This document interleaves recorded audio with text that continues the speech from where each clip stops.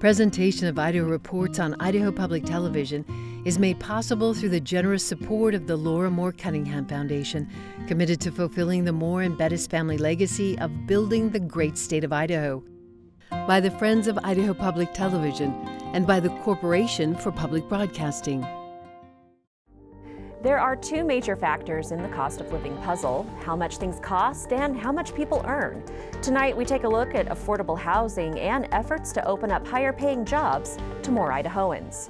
I'm Melissa Davlin. Idaho Reports starts now.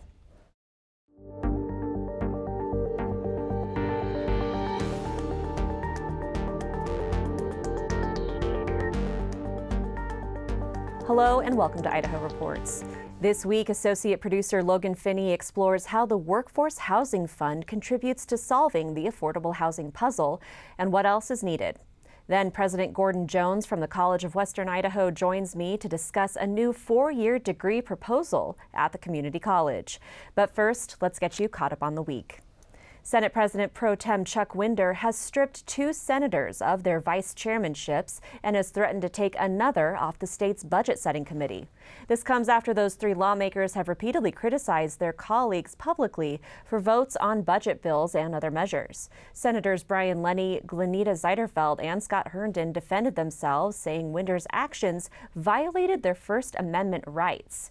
This is only the latest flare-up of tensions between different factions of the Idaho Republican Party, as the Idaho Freedom Caucus and Main Street Idaho are rallying support for their respective caucus members ahead of the 2024 primary election. A lawsuit from Attorney General Raul Labrador against the Idaho State Board of Education is heading to trial.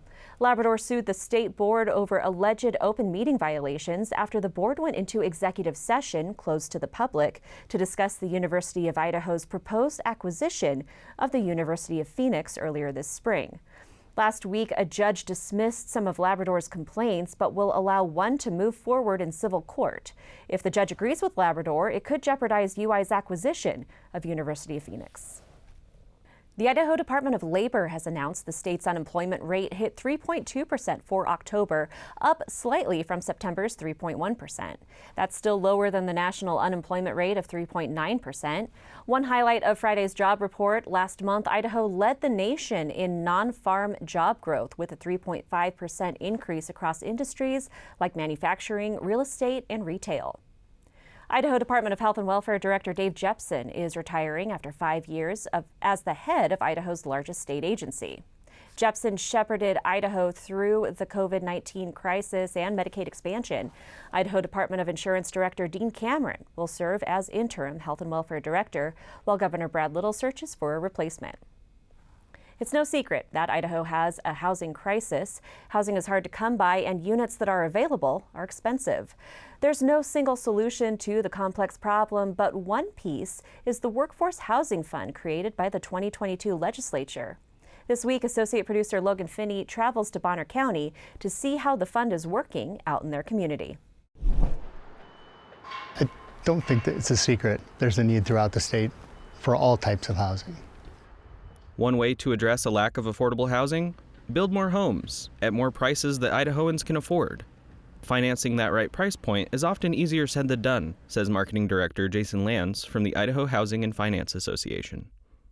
Affordable housing is kind of a broad term. The challenges that a resort community like in the Ketchum area would face is completely different from what, more metropolitan area like Boise or the Treasure Valley would face. And then you throw in, there's an acute need for affordable housing that's safe for, in rural areas. We are rural. Every inch of Bonner County is considered rural by the USDA standards. Crystal Horvath is Executive Director of the Bonner Community Housing Agency, a Sandpoint nonprofit that, unlike a governmental housing authority, partners with developers and residents to help build private homes in an achievable price range. What we strive to do is build homes that people making the average median income can afford to purchase. For a family of 4, the state says median income is about $57,000 to $60,000 a year to adults. I know lots of people that have 1 or 2 part-time jobs, and they are making $2,000 a month and feel pretty blessed to be making that. Low-income housing is one piece of affordability, but recent policy efforts have narrowed to focus on workforce housing, or homes in the price range of people who, in theory, are making a decent salary, but still struggle finding a place to live. The intent there is housing for people who are increasingly finding it difficult to find affordable housing that are in the workforce already. And that could be anywhere from nurses to teachers to first responders. We need people to come here that are doctors and nurses and law enforcement and all these public servants. We are missing the mark with that price range and lower. Nancy Hadley is a longtime Bonner County resident with deep family ties in the community. She owns a piece of land in town, which she's developing in partnership with the Bonner Community Housing Agency. BCHA helped me develop it and come up with the idea of smaller lots, the triplex, the quad buildings, duplexes, and keeping them single family, so they're single family attached. As an example, 10 years ago, $250,000 was the price that I wanted to hit. And by the time you do all the infrastructure, cost of the land, build the houses, and builders are very hard to come by, I just wasn't able to hit the target number. Unfortunately now, our number is 360 to 450. And then with the change in interest rates, that also has changed it. Basically stalled the project because all the prices increased and the cost of all the supplies increased, the cost of building increased, and then nobody can afford those loans. Most of our local employees are not making $30 an hour. They're making, if they're lucky, $16 an hour. And a lot of them are at $10 to $12 an hour. Hopefully interest rates will come back around and we'll be able to work with some other programs that hopefully we'll be able to get some people in there and they'll be able to have home ownership. State lawmakers in 2022 used $50 million from the American Rescue Plan Act to create the Workforce Housing Fund, a program that supplies gap financing in support of housing developments targeted at Idaho's workforce. Gap financing is a very important piece to a complicated financial puzzle that's necessary to build these types of homes. There's a complicated stack of funding. There's private investment, there's Workforce Housing Fund, there's community investment. All those funding mechanisms stack up, and the Workforce Housing Fund steps in again to fill that gap between what the affordable rents can support and then the cost of building and operating a development for the long term. Gap financing from the Workforce Housing Fund allowed Bonner Community Housing Agency to construct 2 triplex buildings on Hadley's property, making for 6 workforce units. The fund financed another development in Sandpoint with 91 units and 15 more developments for a total of 1,156 workforce housing units all across the state. It was a true collaborative effort between municipalities, developers, other lenders, and us. Those 1,150 units are spread across rural, urban, top to bottom, 17 developments in 11 different communities. The numbers just didn't work any other way. So by having the state participate, and especially since it was my goal to build affordable housing for workforce, it was just heaven sent. The only reason that's even moving forward right now is because of the ARPA Workforce Housing Funds. Otherwise, there would be no funds to build even one unit as a spec home to try and use to sell the rest of the units. Even with the support of the Workforce Housing Fund and other financing programs available, housing advocates still see a deep need for affordability. I have approximately 300 families on my list looking for housing, and we get calls almost every day and walk-ins multiple times a week. I can't tell you how many single moms I have with kids that are working, 30, 40 hours a week, and they just can't save enough money to afford the deposit and the security and first and last and everything that it costs to get into a place, even if they can find a place. Some private employers, like Schweitzer Mountain Resort, have turned to building their own employee housing to help get at the issue. But that's not a realistic solution for every local employer. We've had other businesses who have told us that they have had people accept job positions and then have to turn them down because they can't find a house to live in. They can't move up here and accept the job. We need those people. We need working class people. We need the trades here. And, so we're looking at jobs in the $60,000, $70,000, $80,000 range. There's no way that I'm going to be able to provide housing in the 30 to 40,000, but a 2-income earning family, something like that, sold a lot to a school teacher. I'm working with that person to get them a USDA loan to actually be able to build, because they can't even build on the lot yet. With assistance from organizations like the Idaho Housing and Finance Association and the Bonner Community Housing Agency, Idahoans are getting closer to affordable homeownership, but there's still a long way to go. Whether it's financing or people who would help or families who would donate land at a reduced price to the housing agency, or local families who, instead of renting their house on Airbnb, were willing to rent it to a pre-qualified local family. Because that's one of the things we run into as well, is so many homes are going up on vacation rental sites that, again, people are being kicked out of their homes because they can make $3,000 renting out their house instead of $1,500 a month renting it out to a consistent person.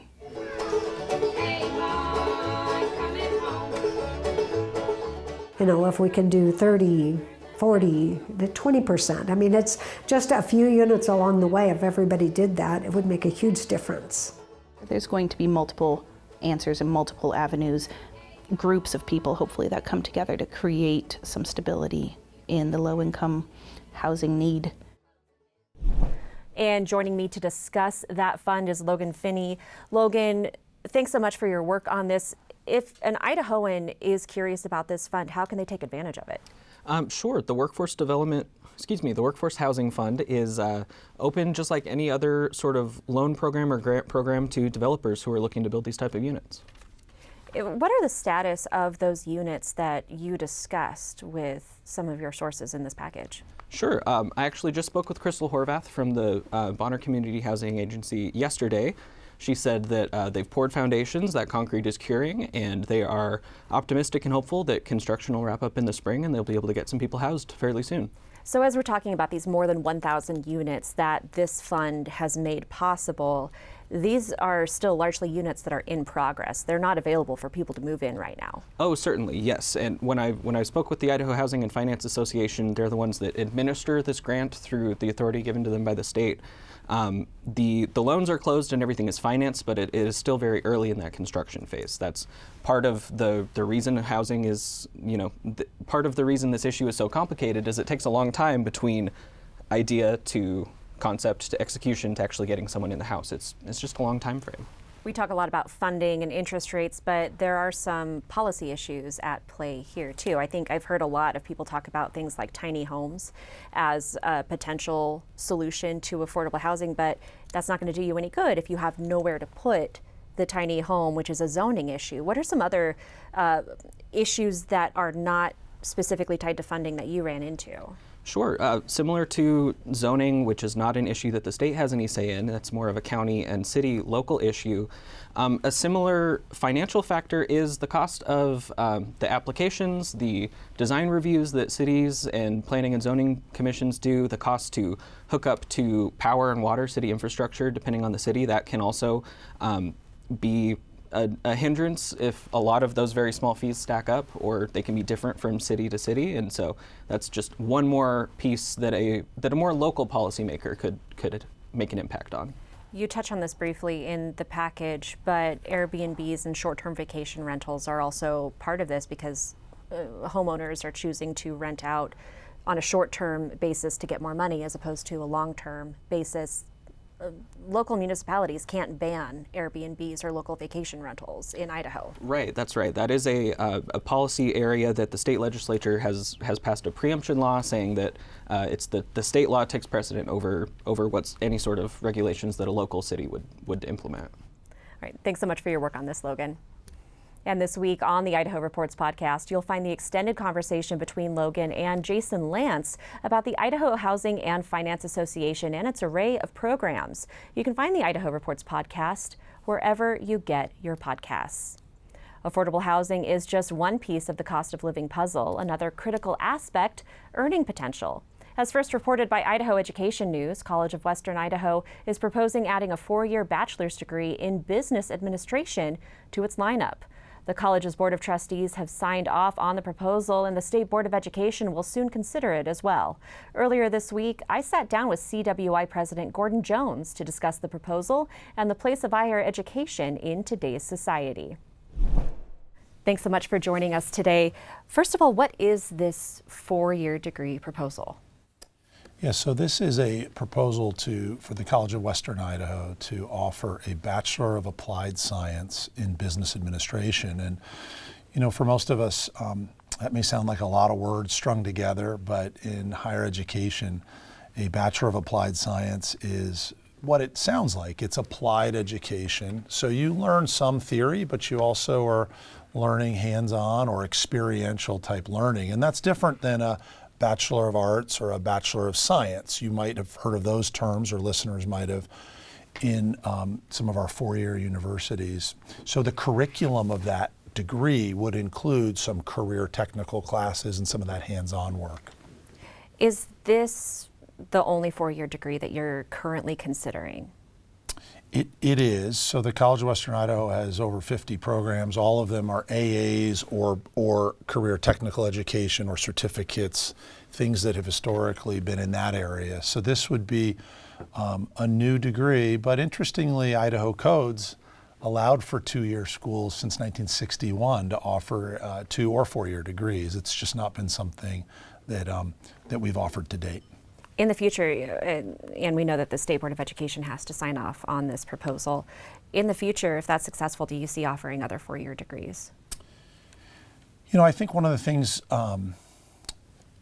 yes, but very limited. We are committed to being a community college. We're not trying to become, I don't know, air quotes, a 4-year college or a 4-year university. That's not what this is about. We have 23 other states in the United States where community colleges offer these applied bachelors that come in and really we can talk about the purpose, but filling needs in the community. And so for Idaho, that's really, I think, for College of Western Idaho, that opportunity is to meet specific needs, not try to become something we're not already. And let's talk about where you got here. As you mentioned, this already exists in other states at other community colleges. How did you identify that this was a need that needed to be filled in the Treasure Valley?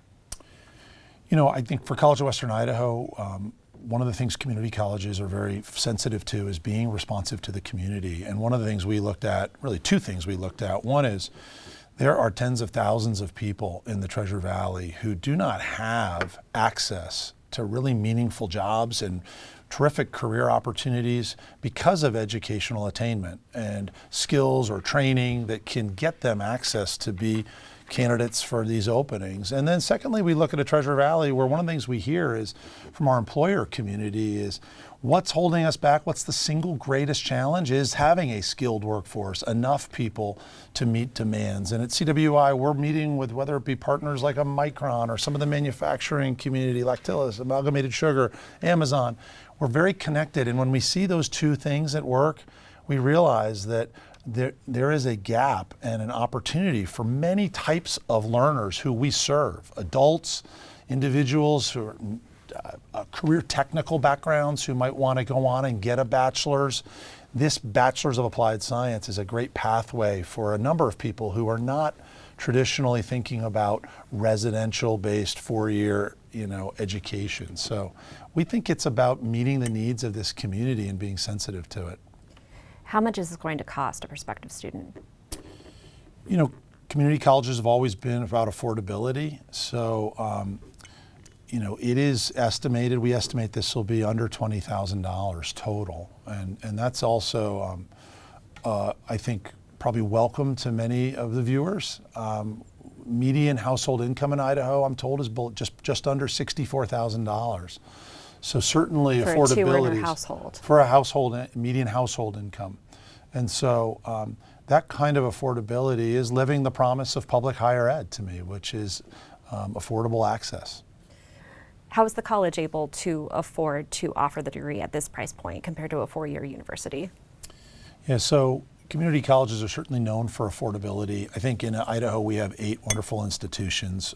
We all are all different. So sometimes people think of us as the same.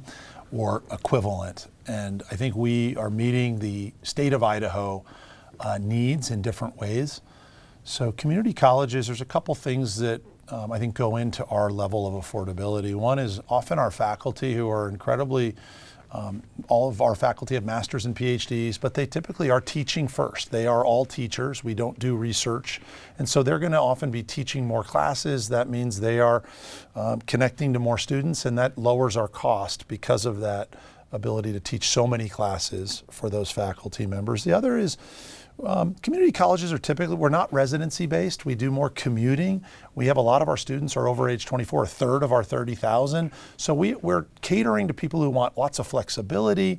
They're not necessarily looking to live on our campus, eat in our dorms, take part in lots of the experience that often our residential based four-year partners offer. And so that allows us to, we don't have a large athletics department. We don't even know how to have athletics. So some of those things they're meaningful for a lot of people, but not necessarily for everyone, and that allows us to stay lean and affordable. How does this fit in with your existing mission at College of Western Idaho with workforce readiness and serving this community that isn't necessarily a traditional higher education population? Yeah.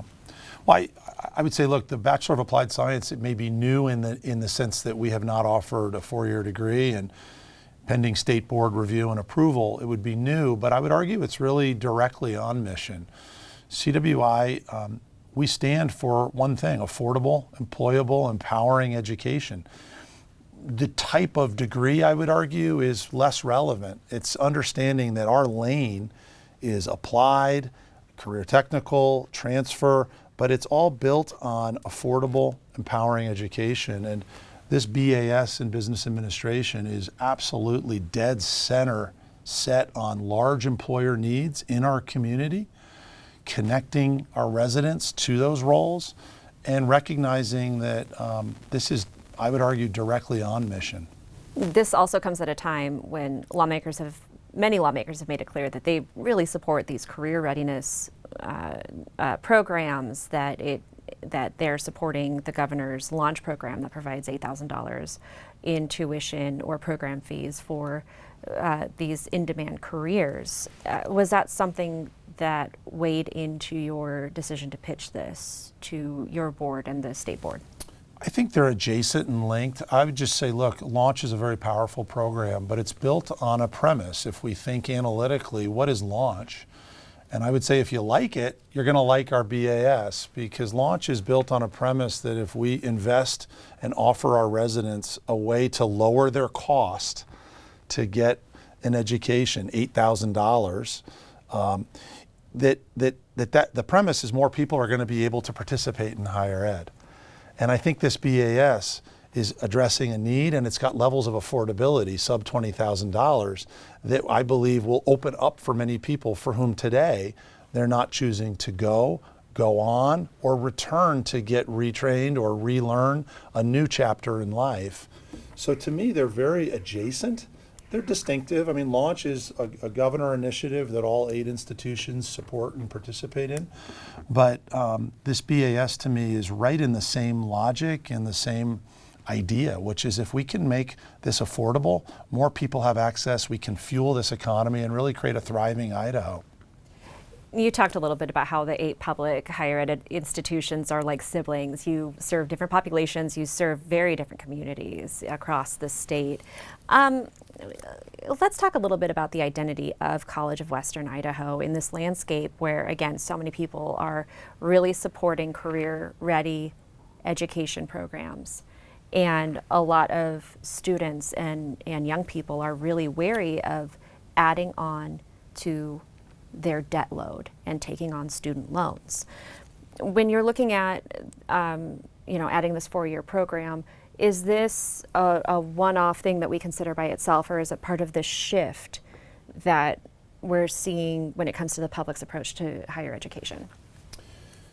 Yeah, I mean, I think at a high level, higher ed in this country is in a chapter, like a lot of things, and this chapter is, one of the key attributes is a public sentiment that's wrestling with affordability of everything, not just higher ed, right? It could be housing, could be cost of living overall, I think there's a desire for a greater connection to how this can truly pay off, not intellectually, but with the facts. Do I benefit? Not does one who graduates benefit, and not at a theoretical level. And I think right now that the community colleges have historically in this country always been functioning with high affordability and high empowerment. I say empowerment, but really that's for most people employment. And at the same time, I think that you're seeing people historically think of community colleges as places where folks who maybe didn't know what they want to do, maybe weren't interested, sort of a place of last resort. I think that's changing. I actually think people are seeing it as a place where value is present, meaningful, sort of place where smart people go, people who understand value, people who get that this is a path to empowerment. It's less about pedigree and more about progress and empowerment. And I think the public, we're going to be in a phase where all of us work to reinstill confidence. And I think we have to have our solutions. And this Bachelor of Applied Science is saying, let's be a participant in our own solutions to offering up to the community believable, encouraging and empowering pathways. In addition to saying, hey, we may be getting tagged with some things that aren't fair, but the reality is we got to come up with solutions. And I think this BAS is part of that. What are those unfair things that you're being tagged with? Well, I don't think, I think higher ed is doing good work. I think we are very mission driven. I don't think there's people who are trying to undermine the fabric of this country. I think the American dream is run straight through education. I can't tell you the number of people who've told me about somebody in their family, often 1, 2, maybe 3 generations back, who made a bold step to participate in education, to become a doctor, a lawyer, an accountant. And that had multi-generational change. In my life, it was a grandparent who, for them, a trade was not the path for them, and it was education that enabled them to pursue a career in science. Make some great discoveries, I think, today that participate in teams that invented things, but also put my father through college and enabled me to have a path. And I'm somebody who likes to appreciate and not just wave off the past. I think it's worth finding all that good and not just throwing out in wholesale cloth comments that denigrate something. So I think that's what I meant. I think there's a lot of good there, but I do think we want to participate in making sure we stay current, we acknowledge where people have real concerns, and let's address those with honesty and transparency. It was a good point, too, about generational impacts of higher education. President Gordon Jones, College of Western Idaho, thank you so much for joining us. Thanks, Melissa. Thanks so much for watching. For more content throughout the week, be sure to follow us on social media, including Facebook and our new Instagram account. You can also find us on YouTube, where we've been posting Idaho Reports episodes from our archive dating back to the late 70s. This week, our featured episode is from 1983 and explores the previous 50 years of federal government policy on Indigenous Americans. We're off next week for Thanksgiving, but we'll see you back here in December.